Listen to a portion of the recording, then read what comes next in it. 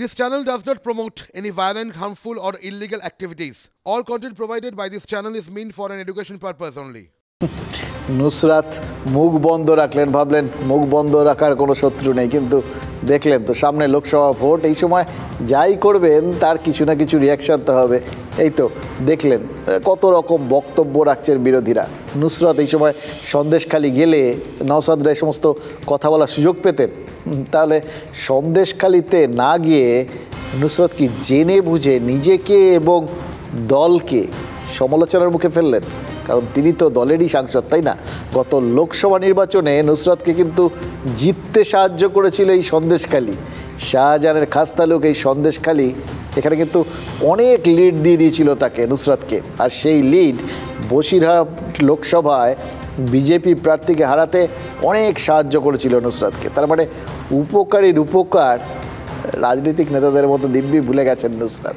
তারকার মন তো রাজনীতির থেকে ফের অভিনয় ফিরতে চাইছে নাকি? দেখুন, রাজনীতিটা যাদের শখ বা হবি, তারা কি ক্রমশ রাজনীতিতে আকর্ষণ হারাচ্ছেন?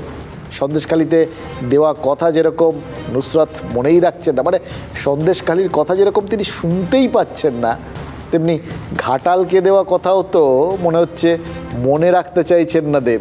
আমি প্রথম যে ঘাটাল মাস্টার প্ল্যান নিয়ে বলেছিলাম, বাংলায় বলেছিলাম, এবং কিছু লাস্ট ইয়ারই আমাদের ঘাটাল মাস্টার প্ল্যানে স্যাংশন হয়েছে, দুটো সরকারের মধ্যে চুক্তি হয়েছে কে কত % দেবে, এখনও টাকা আসেনি। ঘাটালের মানুষরা সবচেয়ে বেশি সাক্ষীকে দেব কতটা ঘাটালে বন্যার জন্য লড়েছে, ঘাটাল মাস্টার প্ল্যান নিয়ে লড়েছে। ঘাটালে আলটিমেট কি হয়েছে?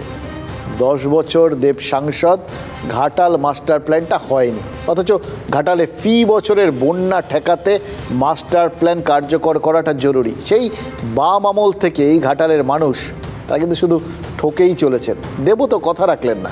ঘাটালের তৃণমূল সাংসদ বলছেন তিনি আর ভোটে দাঁড়াতে চান না, রাজনীতিতেই থাকতে চান না। এবার তাতেও যে কারণ বলেছেন, দলের বিড়ম্বনাই হয়তো বেড়েছে, কিন্তু দেব কি বুঝেছেন যে ঘাটালের প্রত্যাশা পূরণ করার সাধ্য তার নেই? একটু বেশিই বলে ফেলেছিলেন। দেবকে বৈঠকে ডেকেছেন অভিষেক বন্দ্যোপাধ্যায়। এবার তৃণমূলের সাধারণ সম্পাদক দেবকে ফেয়ারওয়েল স্পিচ পড়ে শোনাবেন, নাকি আরেকবার ভোটে লড়ার জন্য ভোকাল টনিক দেবেন সেটা জানি না। শুধু জানি যে ঘোড়া দৌড়তে চায় না, তাকে দিয়ে রেসে যেতে যায় না। কিন্তু রাজনীতির ব্যাকরণটা তো আবার একটু আলাদা। তাই দেবের মতো অনিচ্ছুক এবং পার্ট টাইম ঘোড়ার ওপর রাজনীতিবিদরা তারা বাজি টাজি তো ধরতেই পারেন, কিন্তু সেক্ষেত্রে অনিচ্ছুক ঘোড়া সবার হওয়ার ফলটা কে ভুগবে বলুন তো? তৃণমূল নাকি ঘাটালবাসী? আমি কি দাঁড়াবো না, সেইটা অ্যাকচুয়ালি প্রশ্নের একটা জায়গা আছে।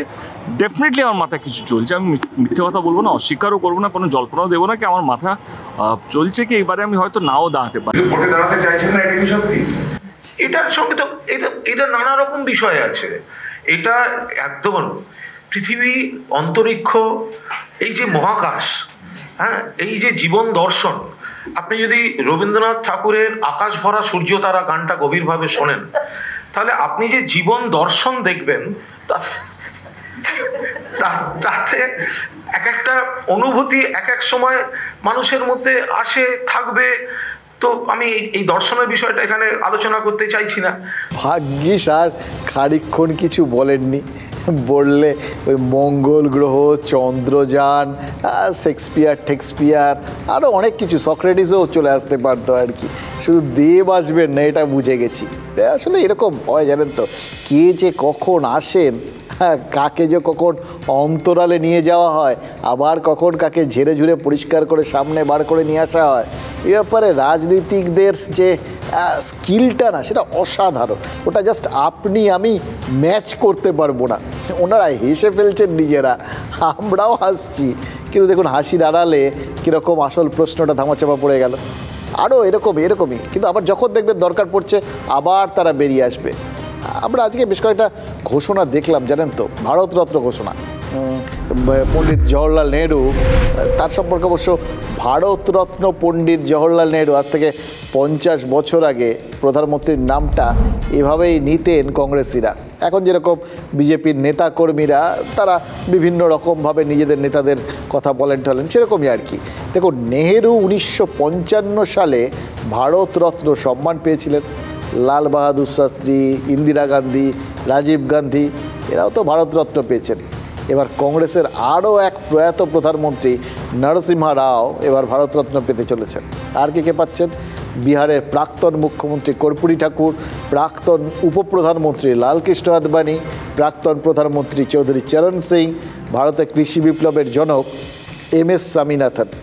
ভারতীয় গণতন্ত্রে প্রত্যেকেরই কোনো না কোনো অবদান রয়েছে, সেদিক দিয়ে প্রশ্ন তোলার কোনো অবকাশ নেই। কিন্তু লোকসভা নির্বাচনের ঠিক আগে এই বিষয়টাকে যদি একটু আমরা অন্যভাবে দেখার চেষ্টা করি, খুব অপরাধ হয়ে যাবে কি? দেখুন, কর্পূরী ঠাকুর তিনি বিহারের প্রাক্তন মুখ্যমন্ত্রী, কিন্তু তিনি বেশি বিখ্যাত সরকারি চাকরিতে প্রথম ওই জাতিভিত্তিক সংরক্ষণ চালু করার দাবি তোলার জন্য।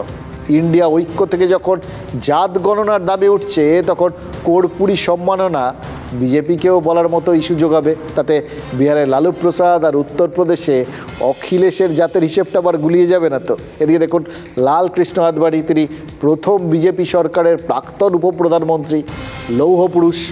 89 সালে রামরথ যাত্রা করেছিলেন, রাম মন্দির আন্দোলনের পুরোধা ছিলেন, কিন্তু রাম মন্দির উদ্বোধনে তিনি না থাকায় বিরোধীরা বিভিন্ন রকমের টিপ্পণী কাটছিলেন। এবার আদবানিকে ভারতরত্ন দিয়ে সেই সমালোচনা কি সেলোটেপ লাগিয়ে দেওয়া হলো? PV নরসিমহা রাও তিনি তো কংগ্রেসের, অন্ধ্রপ্রদেশের মুখ্যমন্ত্রী ছিলেন, তারপর প্রধানমন্ত্রী, তাকে কেন ভারতরত্ন দেবে বিজেপি? এদিকেই রাও জমানার অন্য দিকটা দেখতে হবে। তিনি গান্ধীদের অনুগত ছিলেন না, মনমোহন সিংকে সঙ্গে নিয়ে উদার অর্থনীতির ঘোড়া ছুটিয়েছিলেন। নেহেরু জমানার যে রক্ষণশীল অর্থনীতি সেটার থেকে বিলকুল সরে গেছিলেন, এবং গান্ধী পরিবার তাকে পছন্দ করতো না। প্রথম UPA সরকারের আমলেই নরসিমহা রাও প্রয়াত হন, কিন্তু একজন প্রাক্তন কংগ্রেসী প্রধানমন্ত্রীর প্রাপ্য সম্মান তাকে দেখানো হয়নি। এটা কিন্তু প্রধানমন্ত্রী নরেন্দ্র মোদী একাধিকবার সংসদে অভিযোগ করেছেন। সুভাষ বোস থেকে প্রণব মুখোপাধ্যায় হয়ে নরসিমহা রাও, কংগ্রেসের কৃতি নেতা অনেক রয়েছেন, কিন্তু গান্ধীদের সামনে রাখা হয় বারবার। এই ব্যাপারটাই বারবার বিজেপি নেতারা সামনে নিয়ে আসেন, এইটাকেই তারা তুলে ধরতে চান। তাই কি প্রথমে প্রণব মুখোপাধ্যায়, তারপর নরসিমহা রাওকে ভারতরত্ন দেওয়া হলো, যে বুঝিয়ে দেওয়ার জন্য যে শুধু গান্ধীরা নয়, তার বাইরেও অনেকেই আছেন যারা অ্যাকচুয়ালি ভারতরত্ন। কিন্তু কৃষক, জাট কৃষক নেতা চৌধুরী চরণ সিং, তাকে কেন ভারতরত্ন দেওয়া হলো?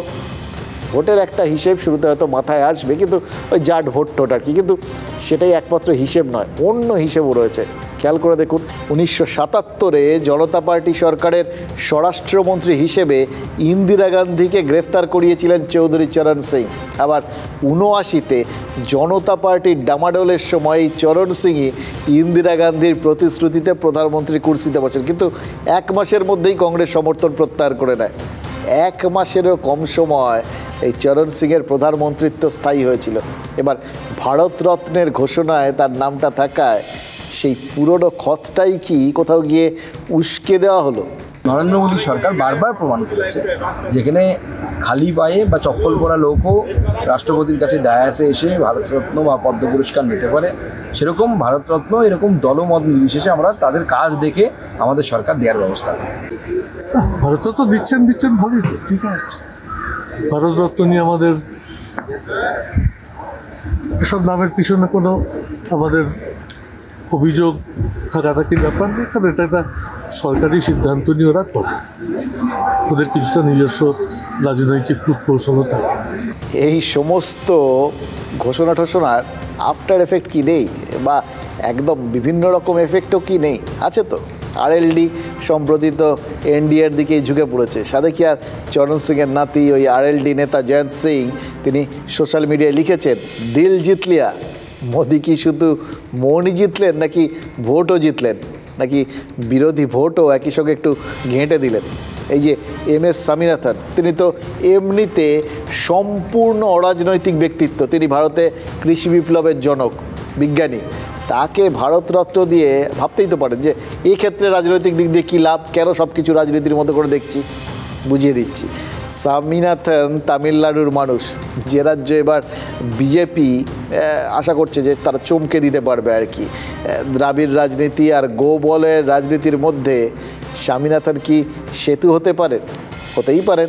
আরও একটা বিষয় আছে, এই মানে আমাদের দেশকে যে সবুজ বিপ্লব, যেখান থেকে আমরা খাদ্যে স্বয়ংসম্পূর্ণ হয়েছিলাম, তার কৃতিত্ব দেওয়া হয় ইন্দিরা গান্ধীকে, কংগ্রেস এটা প্রচার করে। এবার স্বামীনাথনকে সম্মান দিয়ে ভোটের মুখে দেশবাসীর সামনে কিন্তু আরেকটা ইতিহাস খাড়া করে দেওয়া গেল। ইন্দিরা নন, ইনি সবুজ বিপ্লবের আসল রূপকার। ঠিক যেভাবে কদিন আগে ওই ৭১-এর যুদ্ধ নিয়ে শ্যাম বাহাদুর সিনেমাটা মুক্তি পেয়েছে, সেটাও তো মুক্তিযুদ্ধের একটা অন্য ইতিহাসকে আমাদের সামনে তুলে ধরেছে। তার মানে ভারতরত্ন বাছাইয়ের আপনি যদি চেষ্টা করেন তাহলে অন্য অনেকগুলো দিকও দেখতে পারবেন। বলছি না এগুলোই কারণ, কিন্তু দিকগুলো নজর এড়াবে না। আর চয়েসগুলো এমন যে ভোটের মুখে কেউ সমালোচনাও করতে পারবেন না।